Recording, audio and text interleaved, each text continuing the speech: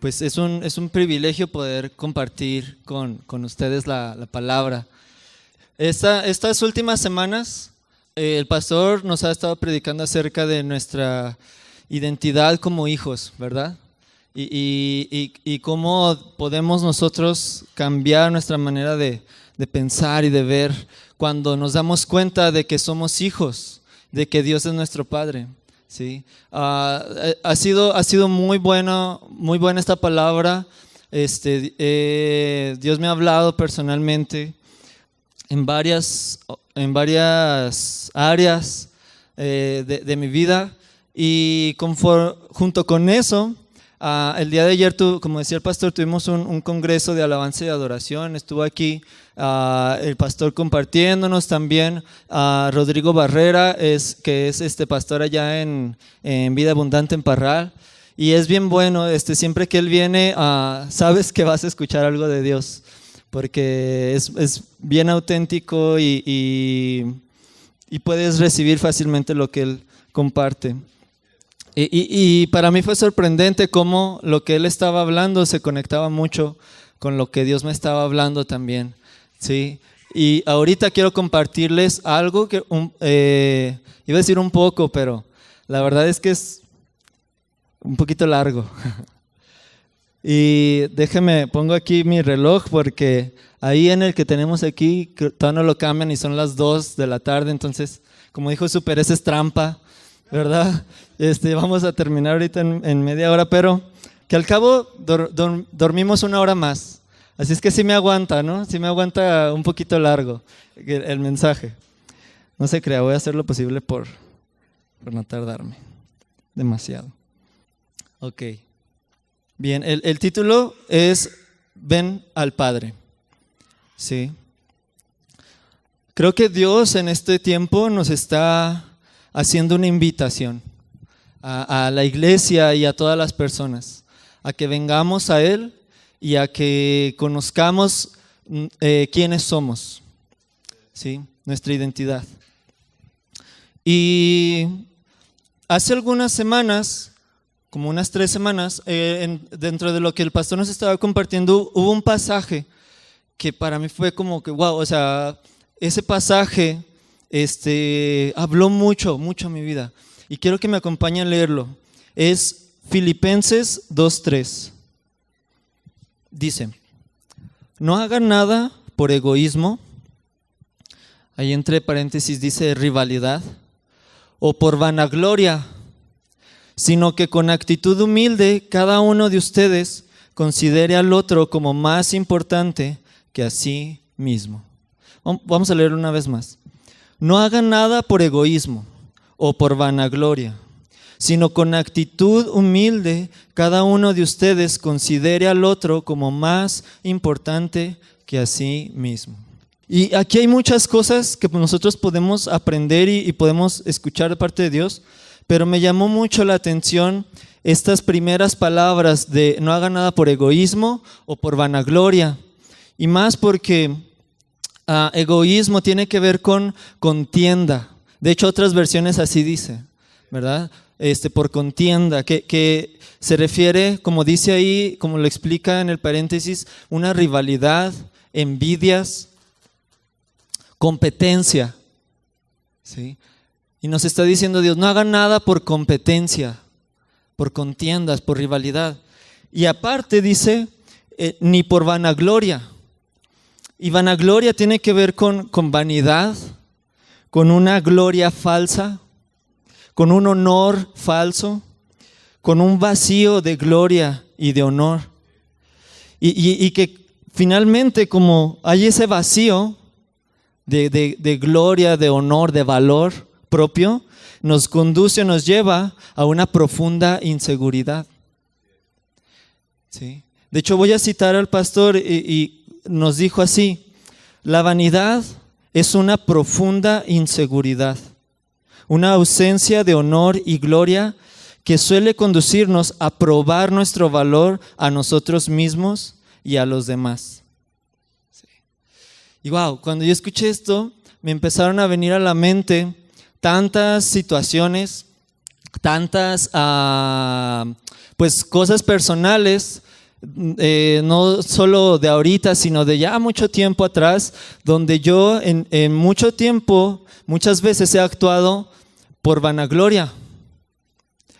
He actuado buscando, o más bien he actuado desde un vacío de gloria y buscando probar mi valor a las demás personas, incluso a mí mismo, a veces a Dios, probándole que valgo, que sí tengo, que pues con cierto sentido de gloria propia, ¿sí? Y cuántas veces quizás usted pueda relacionarse conmigo, no hacemos esto, no vivimos nuestra vida de esta manera, tal vez en nuestro trabajo, porque la falta de gloria o la falta de valor de uno mismo nos lleva a hacerlo primero, a tener egoísmo, a tener envidia, a tener rivalidad, ¿sí? Nos lleva a buscar cómo ser mejor que el otro porque sentimos que es mejor que nosotros.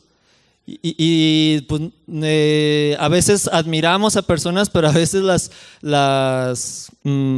pues rechazamos porque sentimos que son mejores que nosotros y queremos ser igual o mejores que ellas, y entonces empieza la envidia, la rivalidad, la contienda. ¿Y todo por qué? Por una falta de valor y de gloria y de honra propia, ¿sí? Y en sí, esta es la historia de la humanidad. Yo me atrevería a decir que la historia de la humanidad es una lucha constante, ya sea por ganar o por comprobar o demostrar su valor, su propia gloria. Desde la Torre de Babel, ¿cuántos conocen esa historia? ¿Está en la Biblia? ¿No? ¿Qué querían los hombres? Querían levantar un edificio tan grande que llegara al cielo, y decía, y edificarnos un nombre. Y lo que ellos querían decir con eso es edificarnos un valor, una gloria propia, que la gente nos reconozca, miren, somos los mejores del mundo, ¿sí? Y no sé cuántos conozcamos edificios así tan altos y tan enormes que nos causan asombro, ¿verdad? Y en este caso, las personas ahí no querían que el edificio en sí les causara asombro, sino que ellos se asombraran de las personas que construyeron eso, ¿sí? Desde entonces hasta las guerras mundiales, los grandes imperios, yo me atrevería a decir que es una lucha constante por ganar una gloria propia o demostrar cuán fuertes somos, cuán grandes somos. Y cada uno tenemos luchas, ¿no? Con esto, personales. Y entonces podemos decir, ¿qué es lo que hace Dios al respecto? ¿Qué es lo que hace Dios sabiendo que nosotros somos así? Que la humanidad es así, que las personas en nuestra carne somos así, que estamos faltos de gloria, faltos de honor. ¿Qué hace Dios? Y esa respuesta es lo que quiero dejarles el día de hoy a través de algunos puntos, ¿sí? Y la primera es que Dios no se desentiende de su creación. Él no nos deja solos, no nos deja luchando unos con otros. Y lo principal, cuando nosotros tenemos falta de honor y de gloria, a veces, incluso sin saber o sin querer, luchamos no solamente con los demás, competimos no solamente con los demás, luchamos contra Dios mismo. Competimos contra Dios, nos volvemos sus enemigos, porque no buscamos su gloria, buscamos la nuestra. ¿Sí? Y nos volvemos enemigos de Dios, a veces sin saberlo, a veces sin querer, hasta como cristianos. Y tratamos de edificar nuestro nombre más que el de Dios. Qué peligroso es. Pero Dios no nos deja ahí. Y aun cuando es una ofensa a Él, Él viene e irrumpe en medio del caos y envía a su Hijo. Y esta es la primera cosa que Dios hace. Dios envía a su Hijo. Y su Hijo toma forma humana, se vuelve hombre, para que nos identifiquemos completamente con Él. Qué asombroso, ¿verdad? Y Jesús, Él estando aquí como hombre, completamente Dios, Él supo por carne propia cuáles son esas luchas que tenemos. ¿Cuáles son esas batallas que tenemos con nuestro propio valor, con nuestra propia honra y gloria? Él las supo. Les voy a decir algunos ejemplos. Su nacimiento. ¿Cuántos saben que María concibió a Jesús por el Espíritu Santo antes de casarse? Sí. Fue antes de casarse porque un ángel tuvo que aparecerse a José y decirle: no temas de tomar a mujer como tu esposa, ¿sí? Porque el hijo que va a tener es hijo de Dios. Entonces imagínense, esto no viene tan explícito en la Biblia, así tan marcado, tan claro, pero es muy probable que Jesús vivió su vida con un estigma de que él había sido concebido fuera del matrimonio, ¿sí? Y que él era un bastardo, o que era pues una persona que había sido tenida en pecado, ¿sí? Porque de acuerdo a la ley, o sea, eso que había pasado, si es de una manera humana, pues es considerado un pecado, ¿verdad? Cuando es fuera del matrimonio. Entonces, yo no me imagino, y de hecho hasta hace poco que yo escuchaba esto, empecé a pensarlo y dije: es cierto, Jesús fue rechazado de muchísimas maneras y nunca me había puesto a pensar en esta en particular. Que probablemente Jesús, él experimentó rechazo por ser una persona indeseada, cuando era todo lo contrario, ¿sí? O sea, por ser un hijo ilegítimo, cuando era todo lo contrario, porque él era el Hijo de Dios. ¿Se imagina? Algunos podríamos identificarnos con eso, ¿no? Otra, su identidad siempre estuvo en constante ataque.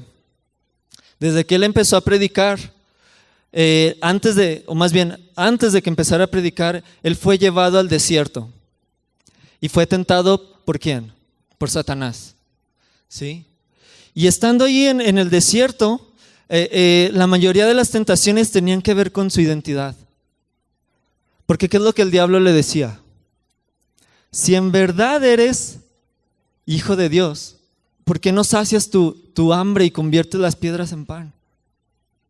¿Sí? Si en verdad eres hijo de Dios. ¿Sí? Y no solo su identidad como ser humano, sino su identidad como hijo de Dios, que estaba tratando de ser puesta a prueba. ¿Sí? Y que él usara su identidad para sus propios fines. Cuando empezó a predicar, cuando empezó a hacer milagros, mucha gente lo seguía, pero mucha gente lo rechazaba. Cuando sacaba demonios, ¿qué le decían? No, es que está endemoniado, ¿sí? Y por los demonios es que saca a los demonios. Y entonces, a Jesús, ¿cómo lo veían? ¿Cuál era la imagen que tenían de él? Como una persona endemoniada. Ya ni a nosotros, no sé a quién nos hayan dicho que estamos endemoniados de aquí, pero a Jesús le dijeron eso. No, tú estás endemoniado, o sea, tú estás poseído por el diablo. Ahora pensemos en Jesús, cómo él debió haber sentido eso cuando él sabía que él era el Hijo de Dios. Y probablemente él sintió esa lucha de querer demostrar, y no, estás mal, estás equivocado. Yo soy el Hijo de Dios. Sin embargo, no vemos eso. Y no vemos que le respondiera al diablo: no, o sea, pero ¿qué te pasa, Satanás? Yo soy el Hijo de Dios, ¿de qué me estás hablando? No les decía a los fariseos, no les decía a las demás personas: espérense, pero ¿qué les pasa? Yo soy el Hijo de Dios. No, en ningún momento respondía eso. O sea, en ningún momento él trataba de demostrar quién era. Aún su misma familia dudó de él. Su madre no creía en él, sus hermanos de sangre no creían en él, ¿sí? Su primo, Juan el Bautista, en algún momento parece que dudó, y él era el más grande de los profetas, dijo Jesús, ¿sí? Pero en un momento, estando en la cárcel antes de morir, parece que como que tiene duda y manda a sus discípulos a preguntar a Jesús: ¿verdaderamente eres tú el que había de venir? ¿Verdaderamente eres tú el Mesías prometido? Y Jesús no se indigna. Y Jesús es como que nomás esta me faltaba, ¿verdad? Nomás que mi primo dudara de mí, el profeta más grande de toda la historia dudara de mí también. No, él les responde a los discípulos y les dice: vayan y díganle a Juan el Bautista lo que ustedes están viendo. Enfermos son sanados, los ciegos ven, los cojos caminan, los mudos hablan, y está siendo predicado el evangelio del reino. Jesús estaba convencido de quién era y no tenía que demostrárselo a nadie. Y aún las personas más cercanas a él también dudaban de él. Sus discípulos, los apóstoles. Y hay una parte que me da mucha la atención porque dice, está con ellos nada más y les pregunta: ¿quién dice la gente que soy yo? Y Jesús sabía lo que la gente pensaba, tanto los que lo seguían como los que lo rechazaban, ¿sí? Él sabía lo que la gente hablaba de él, y que algunos decían: es un profeta, otros decían: es un maestro nada más, es un buen hombre, ¿sí? Y él les pregunta: ¿ustedes quién creen que soy yo? Y de los 12, nada más uno les responde. O sea, ni el 10%, menos del 10. Uno le responde. Nosotros, y hasta eso como que se vio buena onda porque habló a nombre de todos, ¿verdad? En plural. Dijo: nosotros creemos que tú eres el Hijo de Dios. Aún tal vez cuando era solo Pedro el que creía, ¿no? No lo sabemos. Pero de hecho hay una parte donde Jesús los envía en la barca y viene una tormenta. Y Jesús se va caminando en medio de la tormenta, caminando sobre el agua, y los apóstoles se asustan porque piensan que es un fantasma, y entonces están gritando, están atemorizados y todo. Cuando Jesús ya por fin viene y se acerca a ellos, ellos se asombran y dicen: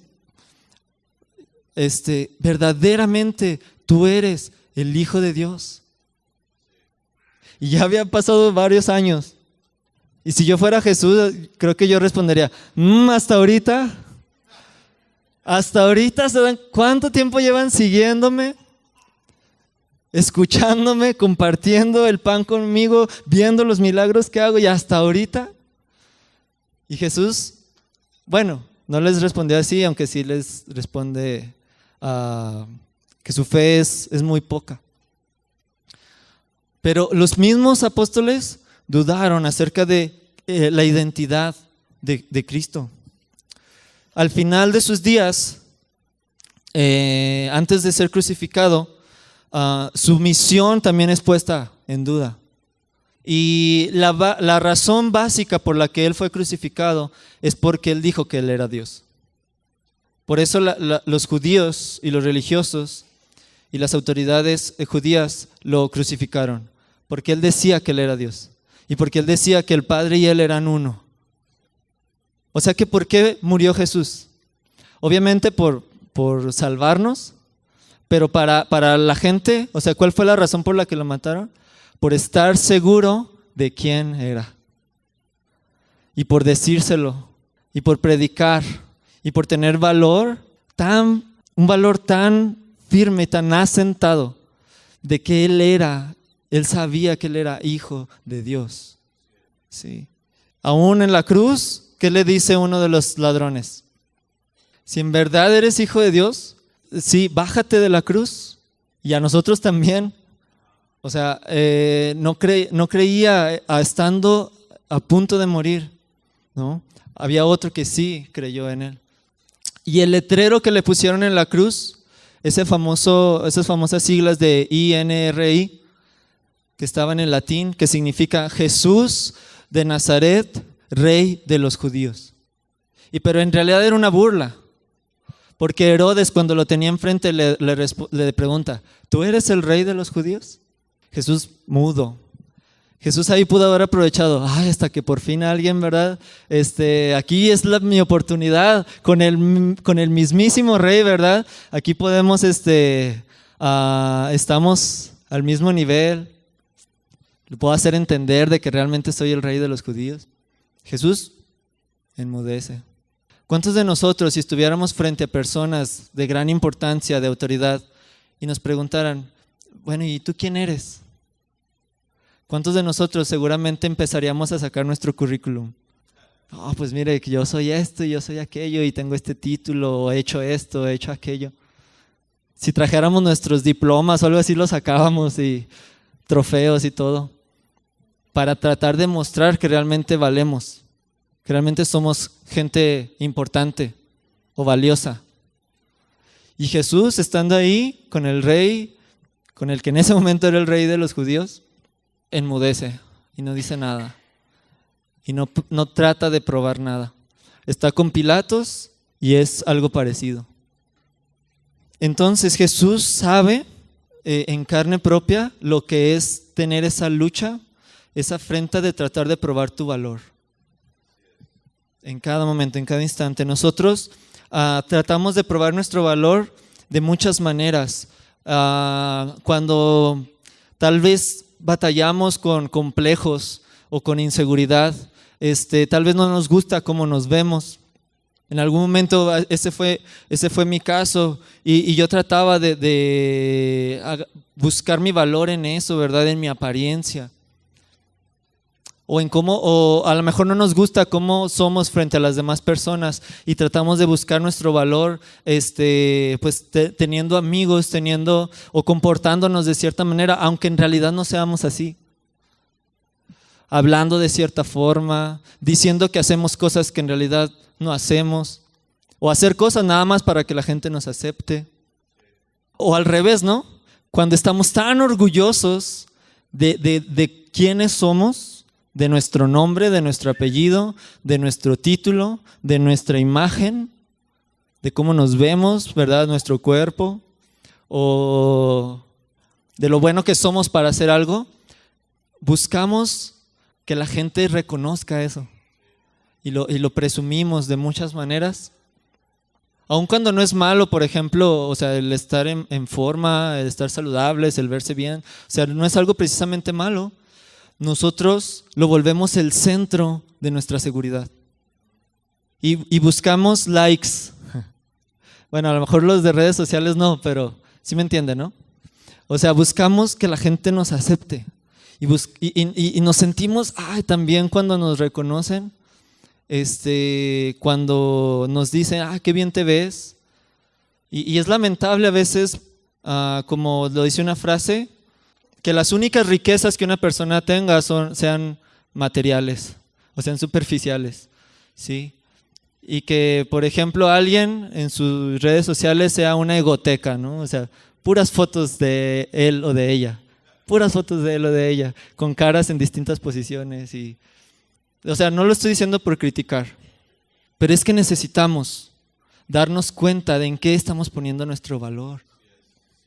¿Por qué buscamos tanto y luchamos tanto porque la gente nos acepte? O por aceptarnos nosotros mismos con una idea que tenemos de cómo debemos ser. Porque se nos va a ir la vida en eso. Y vamos a estar buscando ilusiones que al final desaparecen. Y lo verdadero, lo que es importante, se nos va a ir. Se nos va a escurrir de las manos. Y lo teníamos aquí enfrente y nunca nos dimos cuenta. Entonces, Jesús, totalmente diferente a nosotros, seguro de quién era, seguro de su lugar frente al Padre, entregó su vida y se volvió nuestro sustituto. Nosotros como pecadores, como gente que no ama a Dios, como gente que no busca la gloria de Dios, Él tomó nuestro lugar, nos apartó de ahí, Él tomó nuestro lugar y sufrió y entregó su vida para ser castigado como nosotros lo merecíamos.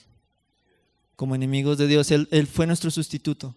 Y por eso es que Jesús murió en la cruz, y por eso es que Él se sacrificó, para que nosotros no fuéramos perdonados, ¿sí? Pero no solamente perdonados, sino también reconciliados. Un paréntesis, esto lo escuchaba ayer y me quedaba como asombrado, porque es cierto, una cosa es perdón y otra cosa es reconciliación. Tú puedes perdonar a alguien y así, ya no me debes nada, estamos bien, pero bye. Sí, o sea, yo no quiero nada contigo, o sea, ya está bien, o sea, ya no te voy a tomar en cuenta lo que me hayas hecho, pero hasta ahí. Y nos vemos, y yo por mi vida, yo voy por mi lado y tú por tu lado. Una cosa es perdón y otra cosa es reconciliación. Porque reconciliación es restaurar esa relación. No solamente es, ok, yo te perdono, sino es, yo quiero tener una relación contigo como si eso que me hiciste nunca hubiera pasado. Y yo te voy a bendecir y yo te voy a amar y yo te voy a respetar como si nunca hubiera pasado nada. Y eso fue lo que Dios hizo con nosotros a través de Cristo. No solamente nos perdonó nuestros pecados y los borró, sino que nos reconcilió con Él. Y cuando Él tomó nuestro lugar, a nosotros nos puso en su lugar de hijo de Dios. ¿Sí? Y esta es la segunda cosa que quiero que se quede guardada en nuestro corazón hoy. El lugar que tenemos gracias a Cristo, gracias a Jesús. Porque eso cambia todo, hermanos, eso cambia todo. Eso cambia toda tu vida, eso tiene el poder para cambiar toda tu manera de pensar, cambiar tu futuro. A lo mejor tu pasado no lo cambia, pero te libera de tu pasado. El saber en qué lugar estás, en qué lugar perteneces, qué lugar tienes delante de Dios. Y si tú has creído en Cristo, si tú puedes creer que Jesús murió por ti y no solamente te perdonó de tus pecados, sino que también te dio un lugar como hijo de Dios, tu vida va a ser diferente. Y acompáñenme a leer Cantar de los Cantares, capítulo 1, el verso 15. Cantar de los Cantares es un libro un poco extraño para mí, porque es como un libro de romance y de amor, y que habla sobre la relación de un novio y una novia. Pero en el sentido espiritual nos refleja la relación de Cristo como el novio y de su iglesia como la novia. Escuché a un predicador, se llama Paul Washer, decir que nosotros no batallamos con creer que Dios puede bendecirnos. No batallamos con creer incluso que Dios puede perdonarnos, o que Dios quiere lo mejor para nosotros. Porque nosotros queremos lo mejor para nosotros. Entonces es algo que tenemos en común con Dios, vamos a decirlo así. Lo que más difícil para el ser humano creer es que Dios nos ama, tal y como somos. Que Dios nos ama. Y él mencionaba este pasaje, estos versos de Cantares, y decía, el novio le está diciendo a la novia, eres hermosa. Es más, vamos a leerlo. El 1:15, y dice, está el novio diciéndole a la novia, cuán hermosa eres, amada mía, cuán hermosa eres, tus ojos son como palomas. Y luego, atrasito en el 10, le dice, hermosas son tus mejillas entre los adornos, tu cuello entre los collares, haremos para ti adornos de oro con cuentas de plata.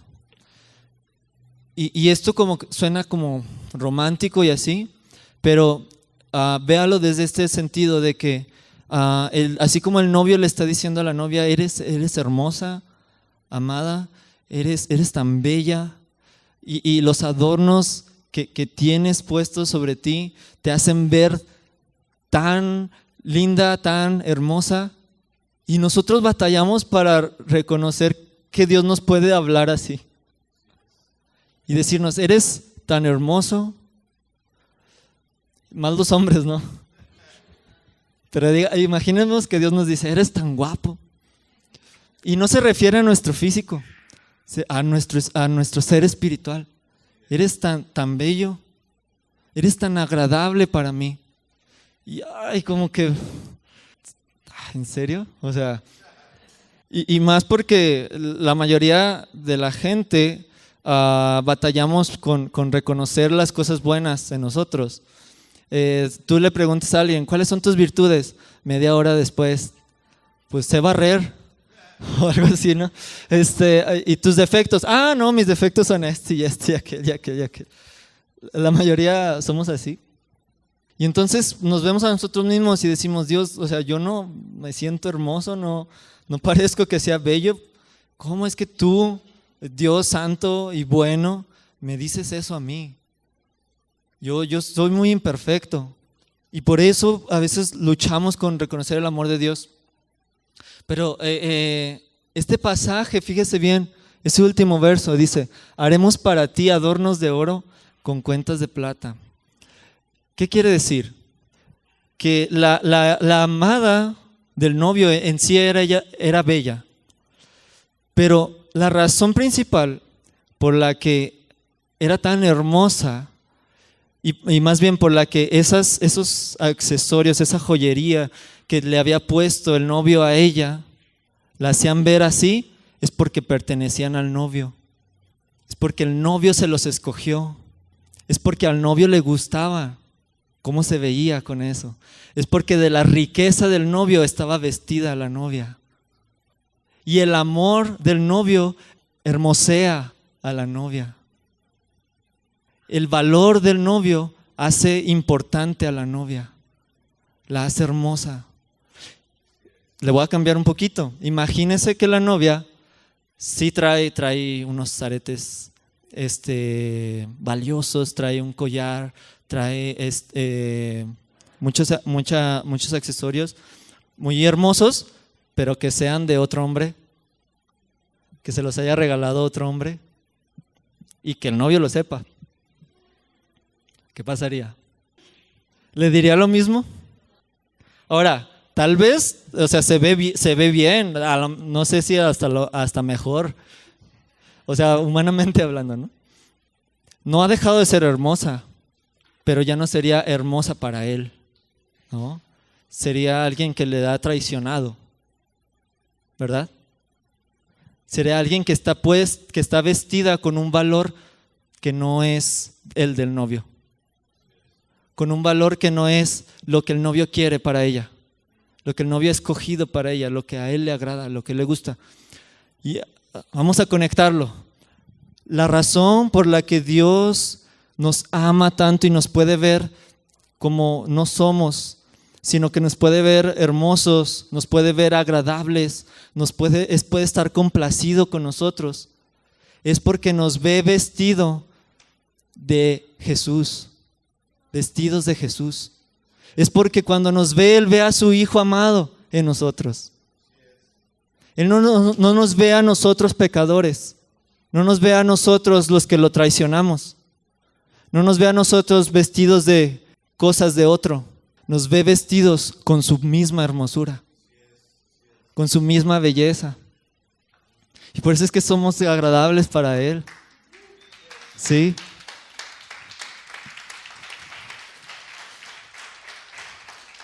Porque cuando te ve a ti, me ve a mí, Él está viendo a su Hijo perfecto, al que Él siempre lo obedece, al que siempre está ahí para Él, aun cuando nosotros no somos así. Y por eso Dios derrama su amor sobre nosotros y por eso Él se goza con nosotros. Les voy a confesar algo. Y mientras vaya buscando Lucas 15, cuando el pastor nos ha estado predicando y recientemente lo ha dicho, pero ya lo ha dicho también hace mucho tiempo atrás, que Dios nos ve como héroes y Él nos recibe como lo vimos, ¿no?, en los videos, como un hijo que acaba de hacer grandes cosas, como un hijo amado, y Él se emociona y se complace en nosotros. Le voy a confesar que yo he batallado mucho para creer eso. Sí, por la misma razón de ahorita que decíamos, yo decía como que Lo pensaba, no lo decía, pero el pastor como que está exagerando. Como que no, es demasiado bueno. Eso, o sea, como que Dios nos ve como héroes, ¿sí? O sea, de héroes yo no tengo mucho. Y yo decía, o sea, ¿cómo es esto posible? ¿Cómo? ¿Sí? Y aún sabiendo que Dios nos ve como a Jesús, yo batallo para eso.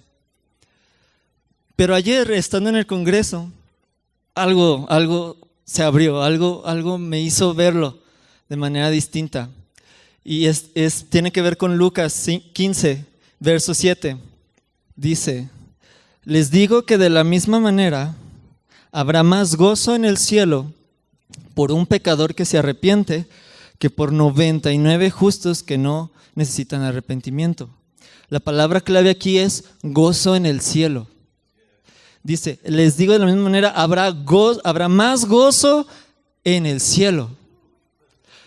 Y lo hemos escuchado a veces decirlo de esta manera, ¿no? Hay fiesta en el cielo cuando alguien se arrepiente, ¿sí? Y nos gusta la fiesta y todo, y nos imaginamos música y así. Pero eso no es lo más importante. Lo más importante es el corazón de Dios, porque hay gozo en el corazón de Dios. Hay alegría, ¿sí? Y si nosotros podemos emocionarnos y alegrarnos tanto por alguien que amamos, o a veces ni siquiera es por alguien así que amemos mucho, pero por algo que nos emociona tanto y que disfrutamos, como un partido de fútbol, por ejemplo, y cuando gana nuestro partido, que gana nuestro equipo, es como que sí, y nos sentimos ganadores también. Y cuando celebramos a alguien y festejamos el cumpleaños de alguien que queremos mucho, y aplaudimos y gritamos y bravo, y lo felicitamos, ¿no? Ayer estábamos, por cierto, gracias a todos los que nos acompañaron en el asilo de ancianos, en el hogar de ancianos, porque eso terminó como una fiesta, hermanos. Terminó como una fiesta esa visita. Bueno, coincidió porque festejaron los cumpleaños del mes, de los que habían cumplido el mes, pero terminó como una fiesta y nos decían muy diferente a otras veces que ellos han festejado, porque había mucha alegría, hasta estaban bailando algunos de ellos y nosotros con ellos ahí bailando, ¿verdad? Y yo digo, o sea, estos señores ni nos conocen, pero están aquí, gracias a Dios, con la capacidad de alegrarse, con la capacidad de disfrutar. Créanme que algunos no lo tienen eso. Y yo veía el gozo de Dios reflejado en eso que estaba pasando ahí. Y si nosotros nos alegramos, ¿cómo no se alegrará Dios cuando alguien es convertido en hijo o hija suyo? ¿Cómo no se alegrará Dios cuando alguien viene a Él? Y ahora, el verso 10, ahí mismo, Lucas 15:10, nos lo repite. Y dice, de la misma manera les digo, hay gozo en la presencia de los ángeles de Dios por un pecador que se arrepiente. Y esto a veces lo enfocamos tanto en las nuevas personas que no conocían a Cristo y que vienen por primera vez y que conocen a Jesús por primera vez y que se han arrepentido y todo. Incluso hasta nosotros mismos quizás, ¿verdad? Alguien nos lo dijo, lo escuchamos y Dios se alegró, Dios se gozó cuando tú te arrepentiste y te volviste en cristiano, en hijo suyo, en hija suya. Y lo creemos, ¿verdad? Y nos alegramos también, y sí, qué padre. Y cuando alguien se arrepiente y se vuelve a Cristo, nos alegramos también, y sí, qué padre. Pero y luego como que lo dejamos nada más en eso. Y como que, tal vez inconscientemente, o al menos es mi caso, como que sí, Dios se alegró cuando yo me arrepentí. Pero ya el trayectorio después, el recorrido después, no, Dios ya debe estar decepcionado porque ya le he fallado en esto y no he hecho aquello y no soy un buen cristiano y me falta leer más la Biblia, me falta orar más. Y como que a veces, sin darnos cuenta, tenemos esta imagen de Dios, esta idea de Dios de que Dios es alguien que sí se alegra y todo cuando viniste, pero ya después ya no. Y es como que, a ver, estoy esperando que seas un buen cristiano para que otra vez pueda estar contento. Pero ¿qué pasa? que en realidad dice aquí que hay gozo en Dios cuando un pecador se arrepiente. Y nosotros, hermanos, no solo nos arrepentimos la vez que creímos, sino que estamos arrepintiéndonos una y otra vez, mientras Dios nos va santificando, mientras Dios nos va convirtiendo a la imagen de su Hijo. Entonces Dios se sigue gozando y se sigue gozando y se sigue alegrando y sigue festejando que somos sus hijos. Él sigue contento. Tan fuerte es esta idea de un Dios enojado por la religión, metida en nuestra mente, que batallamos para verlo. Pero Dios se sigue alegrando de que seguimos arrepintiéndonos. Dios se sigue alegrando de que seguimos siendo sus hijos. Dios se sigue alegrando, hermanos. Sigue habiendo gozo en el cielo, sigue habiendo fiesta en el cielo. Y nos quedamos cortos para poder transmitir eso, pero Dios se sigue alegrando. Entonces, ya lo creo, pastor, sí. Dios nos ve como si fuéramos héroes. Dios nos ve como hijos que le causamos placer y gozo. No quiere decir que ignora nuestras fallas, pero es que si no nos damos cuenta del gozo de Dios, si no nos damos cuenta del amor de Dios, incluso hasta ni siquiera vamos a poder arrepentirnos. Es la bondad de Dios la que nos guía al arrepentimiento una y otra vez. Por eso necesitamos cambiar la imagen que tenemos de Dios y saber y entender que Dios se alegra en mí como su hijo. ¿Sí? Y una última cosa. Acompáñenme a Juan 16. Evangelio de Juan, capítulo 16, verso 23 y 24. Dice: en aquel día no me preguntarán nada. Está Jesús hablando con sus apóstoles. En aquel día no me preguntarán nada. En verdad les digo que si piden algo al Padre en mi nombre, Él se los dará. Hasta el 24. Hasta ahora nada han pedido en mi nombre. Pidan y recibirán, para que su gozo sea completo. Entonces Jesús les estaba diciendo, hasta ahorita no han pedido nada. Y les dice, ahora pidan. Pero no nada más pidan, sino que pidan en mi nombre. Y todo lo que pidan se los dará el Padre. Y su gozo será completo. Eso quiere decir, encontrarán satisfacción, encontrarán contentamiento, que no pueden tener de ninguna otra manera, que no van a encontrar en ningún otro lugar, que no van a encontrar con ninguna otra persona. Cuando ustedes oren al Padre en mi nombre, van a encontrar satisfacción, van a encontrar plenitud, van a encontrar que están llenos, que no les falta nada. Y esto lo hemos hecho una como costumbre cristiana, el orar en el nombre de Jesús. Y es como, a veces hasta es como una fórmula, ¿no? Y empezamos a orar y pedir en el nombre de Jesús, amén. ¿Sí? Y a veces hasta las personas que no creen o que no son cristianas, y cuando les decimos, no, tú pídele a Dios y pídele en el nombre de Jesús. Y obviamente es cierto, pero a veces lo hacemos como esa como fórmula, o sea, como que si pides todo lo que tú quieres a Dios, pero no mencionas el nombre de Jesús, no se va a cumplir. ¿No? A lo mejor no es como que realmente nuestra intención, pero puede que a veces caigamos en eso, algunas personas. O simplemente lo hacemos ya algo tan habitual, tan de costumbre, que no nos damos cuenta de lo que estamos diciendo. Que estamos orando en el nombre de Jesús. Que estamos pidiéndole algo al Padre en el nombre de su Hijo. Déjenme ponerle un ejemplo. Imaginemos que, bueno, no necesitamos imaginar porque sí es cierto, que el próximo presidente pues tiene hijos, ¿no? Y que ellos tienen un número de celular exclusivo con el cual comunicarse con su padre. ¿Sí? Solamente ellos conocen ese número, solamente ellos tienen ese número. Y cuando el presidente ve que le está llamando de ese número, sabe quién es o sabe quiénes son, ¿sí? Y por lo tanto él sabe a quién contestar y quién está del otro lado, ¿verdad? Y entonces imagínese que uno de sus hijos viniera con usted y le diera acceso a ese número, ¿sí?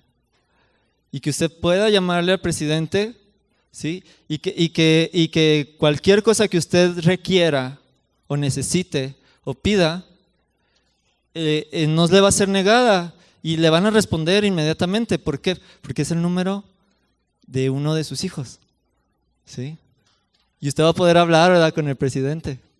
¿Qué onda, mi presidente? ¿Cómo está? Y él va a hacer como que está escuchando a su hijo. Y aunque sea usted le pide algo, usted le quiere comunicar algo, lo va a escuchar como si fuera uno de sus hijos. Es exactamente, o no, de hecho es mucho mejor lo que Jesús nos está diciendo cuando oremos en su nombre. Cada vez que nosotros oramos y lo hacemos en el nombre de Jesús, estamos diciendo que es como si Jesús orara esa oración. Es como si Jesús, vamos a poner un ejemplo, digamos que yo le estoy pidiendo sanidad por un amigo. Padre, te pido que sanes a mi amigo en el nombre de Jesús. No es solo una fórmula, es que cuando el Padre escucha esta oración es como si Jesús mismo le estuviera diciendo, Padre, sana a mi amigo. ¿Te imaginas? ¿Qué oración el Padre no responderá a Jesús? Te hago esta pregunta, ¿qué oración el Padre no va a responder a su Hijo Jesús?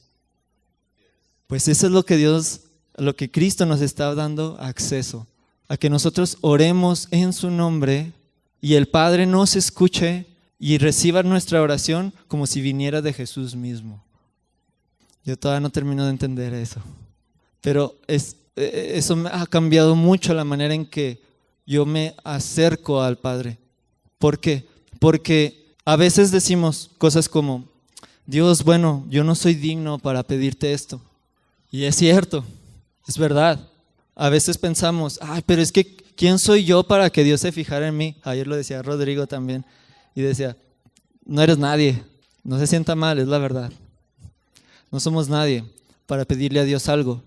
Pero es que Jesús no nos ve a nosotros. Si nosotros hemos creído en Jesús, hemos nacido en Jesús, nosotros oramos y Dios ve a Jesús, escucha a Jesús. Entonces, no se trata de nosotros. El mundo te dice, sé tú mismo, sé tú mismo. Dios nos dice, no seas tú mismo. Sé Jesús, sé como Jesús, sé como mi hijo. Solamente a Él escucho.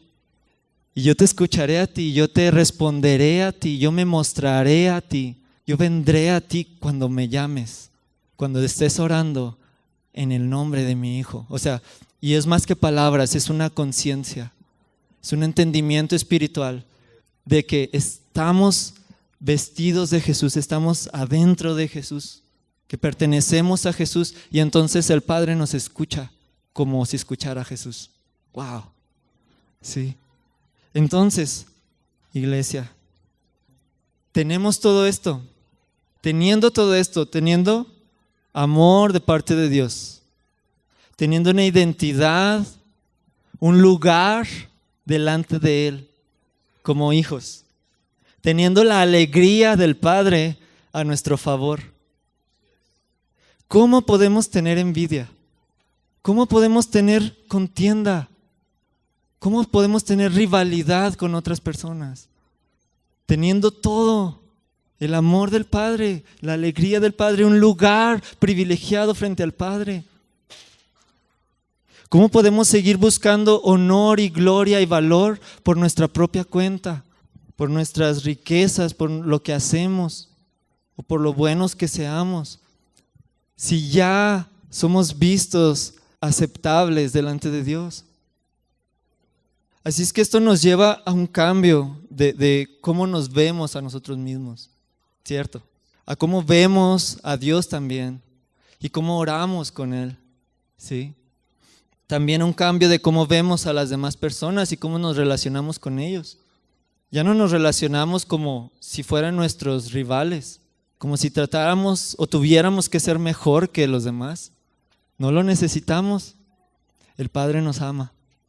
Y por lo tanto, ahí, o sea, es un cambio espiritual interno, pero también hay cosas muy prácticas que Dios nos está llamando a hacer.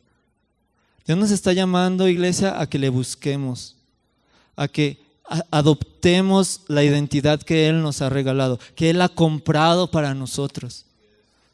Que adoptemos, que nos vistamos de esa identidad, de ese valor, que nos vistamos de Jesús, ¿sí? Con las cosas valiosas de Jesús, con las prendas resplandecientes y brillantes de Jesús. Que nuestra actitud y nuestra visión respecto al mundo cambie y que no veamos que tenemos que demostrar o probar nuestro valor o luchar por nosotros mismos por salir adelante. Tenemos un Padre. Y que, como decía el pastor al principio, necesitamos resolver conflictos que tengamos con los demás. Si hemos actuado por contienda o por vanagloria, necesitamos resolver conflictos, ¿sí? Necesitamos cambiar eso. ¿Cómo tratamos a la gente? ¿Cómo tratamos a las personas? Ya sea que las veamos como más que nosotros o menores que nosotros. Dios nos está llamando a darle un giro, ¿sí? Y vernos a nosotros mismos como hijos y ver a esas personas, si son cristianas, con mayor razón, verlas como hijos o hijas de Dios, igual que nosotros, ¿sí? Y si no lo son, verlos como posibles o probables hijos de Dios. Y aunque nos hayan hecho lo peor, si nosotros sabemos que somos amados por Dios como Cristo, vamos a buscar que esa persona también reciba el amor de Dios y que la cambie completamente, que la transforme completamente. No importa lo que nos hizo, hay algo mejor, hay algo más grande, hay algo más bueno. Una última, te como el pastor, ¿verdad? Padres, papás, ¿cómo trata a sus hijos? Porque a veces los trata peor que a una persona fuera de la casa. A veces les grita o les habla feo, grosera, de una manera grosera. Los ignora, que a veces es peor que insultarlos. Y le está hablando y usted no les hace caso, teniendo el tiempo pues para hacerlo. Los regaña, es duro con ellos. A veces ni a un vecino usted le hablaría así, como le habla a sus hijos. Ni a un desconocido. Y dice, ay, me está regañando. Sí, lo estoy regañando. Porque sus hijos no lo van a regañar. Bueno, a lo mejor hay unos hijos que sí regañan, pero sí, tómelo de parte de Dios. O sea, sus hijos son amados por Dios igual que usted. Si sus hijos ya son creyentes, sus hijos son hijos de Dios igual que usted. ¿Cómo nos atrevemos a hablarle mal a un hijo de Dios? Si se fija cómo tenemos que cambiar esa manera de ver, ¿sí? A veces lo hacemos porque no estamos seguros de nuestro valor, ¿sí? Y a veces tratamos a la gente mal porque también nosotros nos sentimos mal y no reconocemos nuestro valor. Así es que padre, madre, papá, mamá, reconozca el valor que usted tiene delante de Dios para que se lo dé a sus hijos también, para que los trate igual como Dios lo haría, como Jesús lo haría. Porque si usted hace eso, usted a veces los regaña y les grita y todo, esperando que entiendan y que cambien, pero es probable que resulte en lo contrario. Que crezcan como personas que no se sienten valoradas, como personas, no le estoy diciendo que no las discipline. Obviamente el amor de Dios incluye disciplina, pero disciplina en amor, ¿sí? Pero si usted les muestra el amor de Dios, sus hijos van a saber que ellos también son amados. No van a estar buscando su valor en otras partes, con otras personas. Esto es tan común hoy. No van a estar buscando su valor en vestirse de alguna manera. Y a veces los papás le dan tanta importancia a eso, cuando lo central es que están buscando amor. Están buscando recibir de usted el amor de Dios, con su atención, con su cuidado, con su interés, que se interese por ellos, ¿sí? Hijos, no importa cómo sea tu padre o tu madre, tú tienes un padre, ¿sí? Y no es que menospreciemos a nuestros padres, no. De hecho, Dios usa a nuestros padres, ¿sí? Yo me daba cuenta de algo también ayer, y es que gracias a Dios yo no he batallado para poder entender el amor del Padre por dos cosas. La primera es que mis padres, ellos fueron personas responsables conmigo desde niño, que me querían, que me cuidaban. No fueron perfectos, hubieron muchas cosas, ¿verdad? Que no estuvieron bien.